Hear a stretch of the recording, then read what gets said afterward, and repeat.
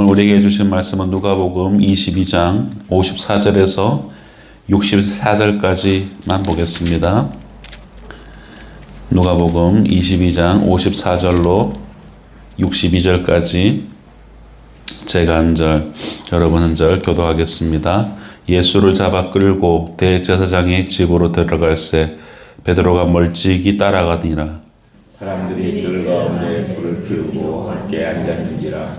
베드로가 그 가운데 앉았더니 한 여종이 베드로의 불빛을 향하여 앉은 것을 보고 주목하여 이르되 이 사람도 그와 함께 있었느니라 하니 베드로가 그 여자에 이르되 이 여자여 내가 그를 알지 못하노라 하더라.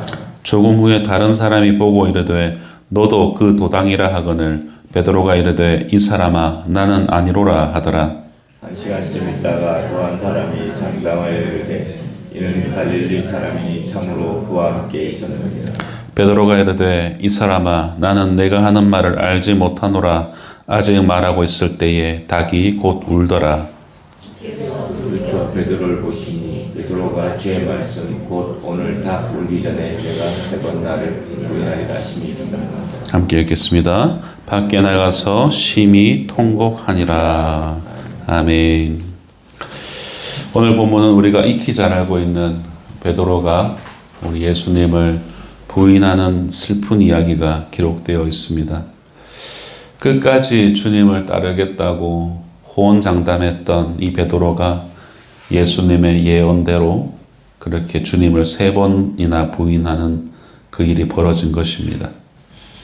우리는 이 베드로가 예수님께 실족한 이유를 그의 2가지 행동에서 찾아볼 것이고 그 행동이 우리에게 주는 교훈이 무엇인지를 살펴보고자 합니다.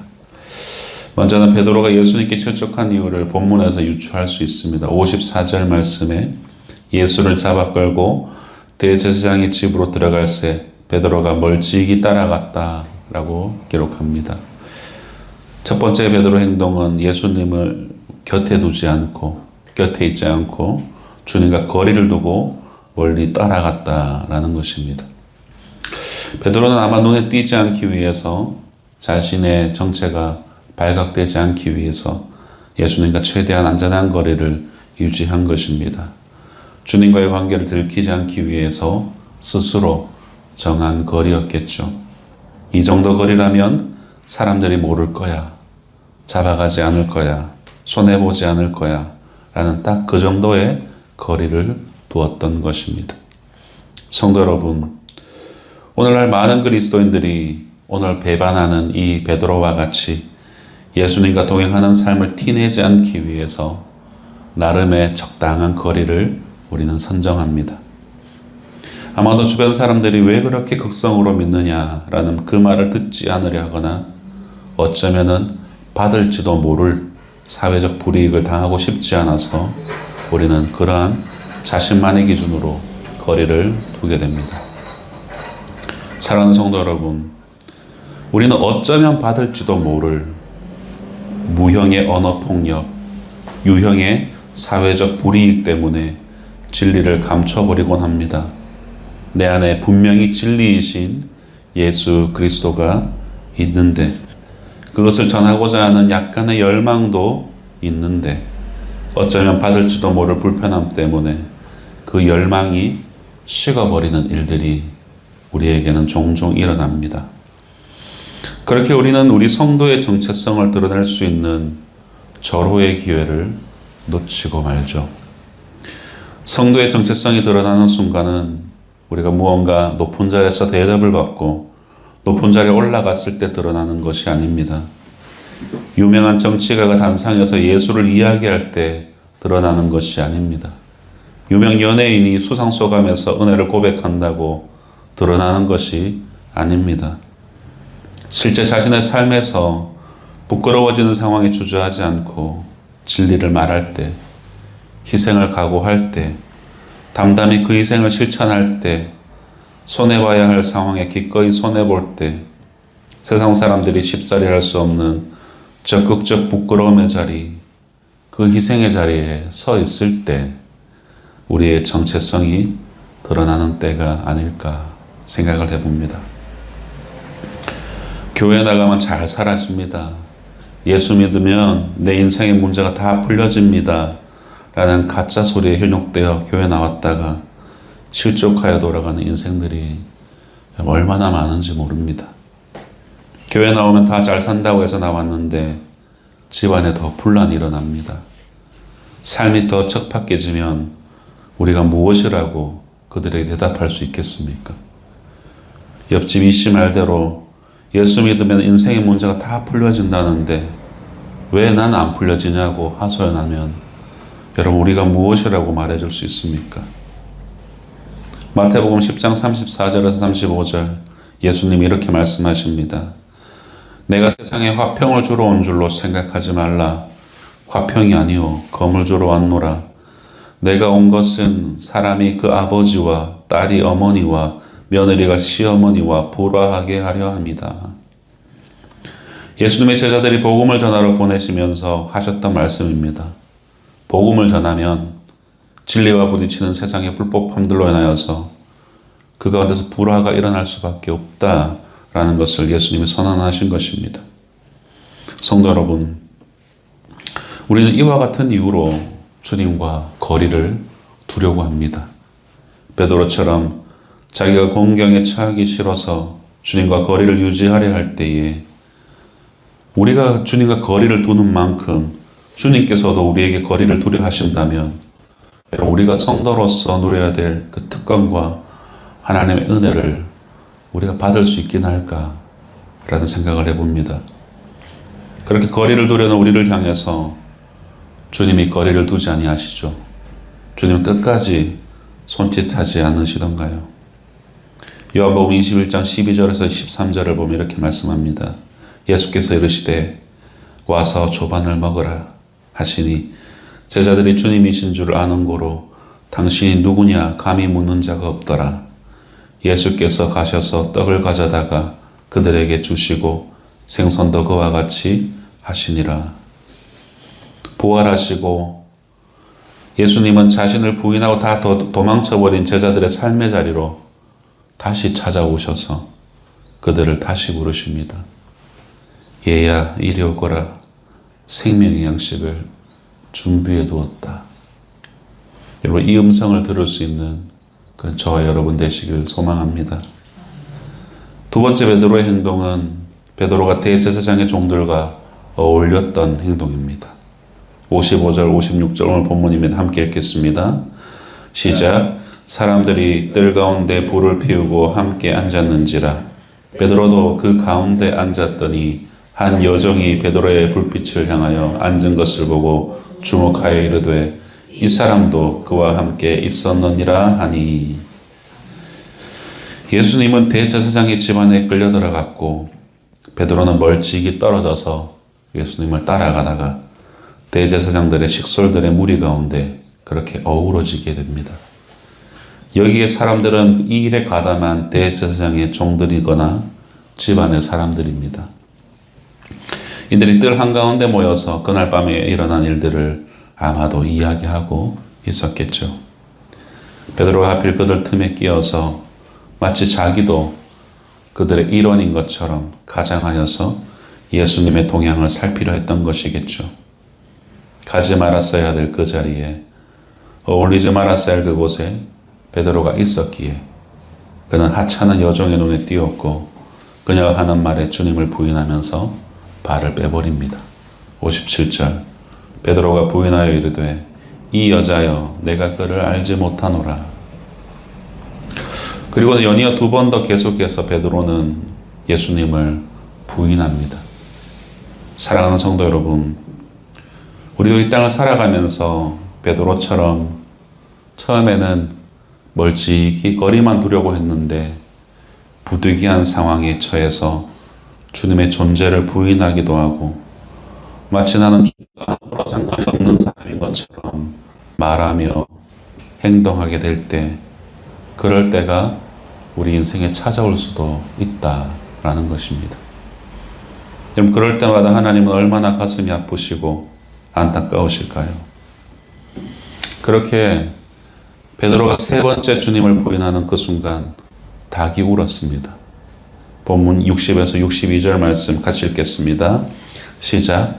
베드로가 이르되 이 사람아 나는 내가 하는 말을 알지 못하노라고 아직 말하고 있을 때에 닭이 곧 울더라.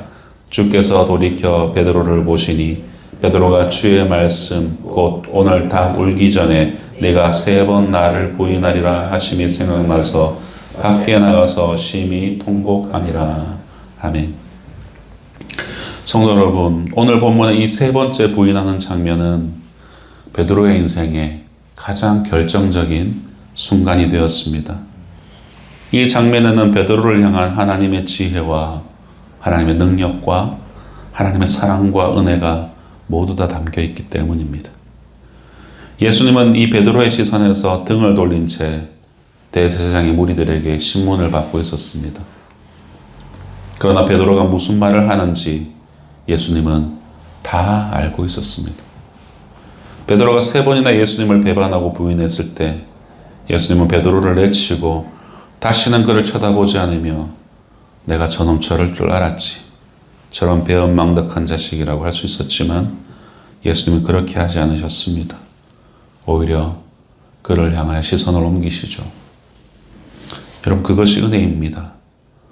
우리가 주님께 대하는 대로 만일 주님이 우리에게 대하신다면 여러분, 우리에게 무슨 소망이 있습니까?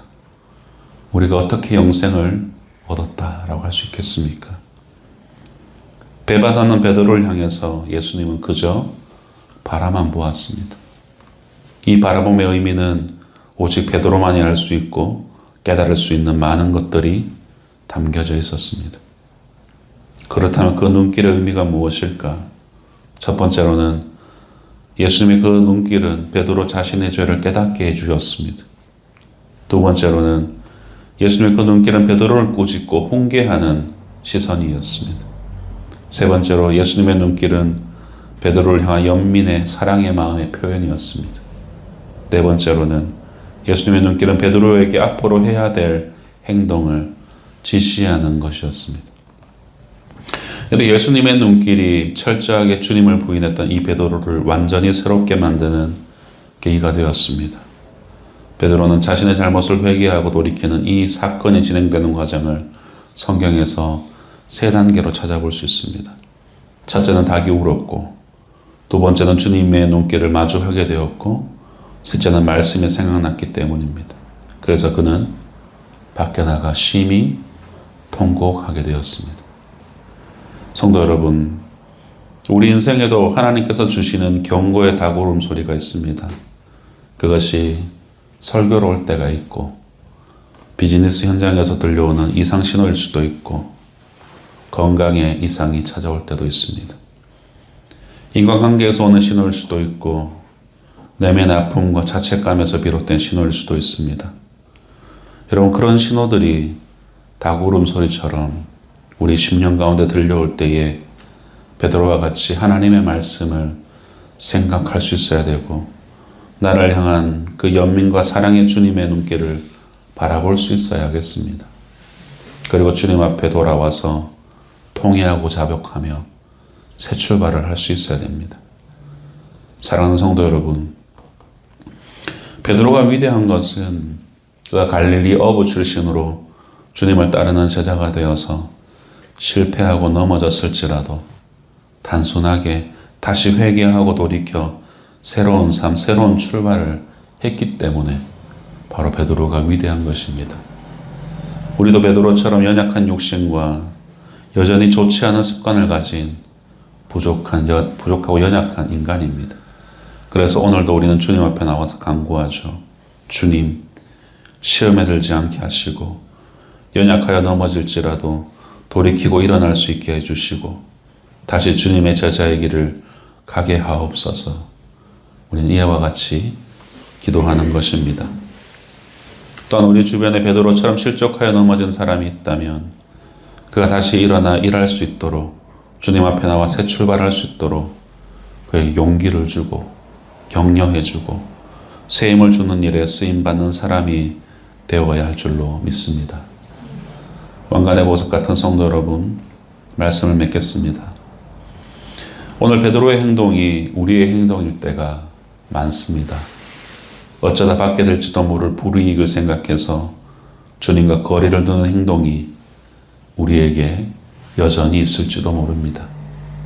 또한 어울리지 말아야 할 그런 무리와 어울리다가 우리의 불신앙의 면모가 탄로나고 주님을 부인하는 지경에 처하게 될지도 모릅니다. 이토록 무능하고 연약한 우리이지만 우리 주님은 여전히 사랑의 눈으로 돌이켜 우리를 바라봐 주신다라는 것이죠. 우리가 두는 거리만큼 거리를 두지 않으시고 우리가 한 걸음 멀어질 때마다 우리에게 한 걸음 다가와 주시는 그 주님의 은혜를 오늘 하루도 여러분 발견하실 수 있었으면 좋겠습니다. 그래야 닭울음 소리에 통회하며 자복했던 베드로와 같이 새로운 기회가 우리 성도의 삶 가운데 주어지는 것입니다. 통회하고 자복할 일이 혹시 있으십니까? 부디 주님 앞에 토설하시고 답을 얻으시는 우리 모든 성도님들 되시기를 주님의 이름으로 축복합니다. 기도하겠습니다. 하나님 아버지, 주님을 가장 가까이에서 보며 지냈던 제자 베드로가 3번이나 주님을 부인했을 때도 회개할 기회를 주시고 다시 받아주신 것을 우리가 살펴보았습니다. 하나님, 그 은혜가 우리에게도 부어진 것 같아 너무나도 감사합니다. 베드로가 했던 배반을 우리는 하지 않게 하여 주시옵소서.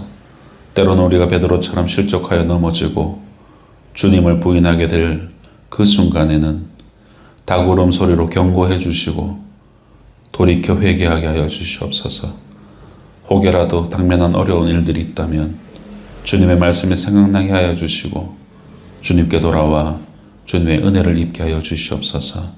오늘 하루 그리 살기 원합니다. 감사를 드리며 우리를 사랑의 눈길로 바라봐 주시는 예수님 거룩하신 이름으로 기도드립니다. 아멘.